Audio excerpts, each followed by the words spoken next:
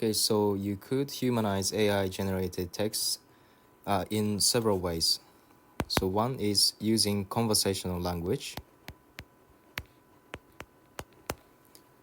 And second thing you can do is to incorporate personal touches.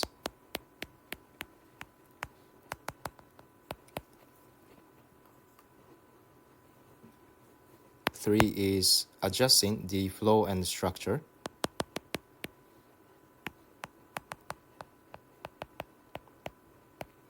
And four is using active voice.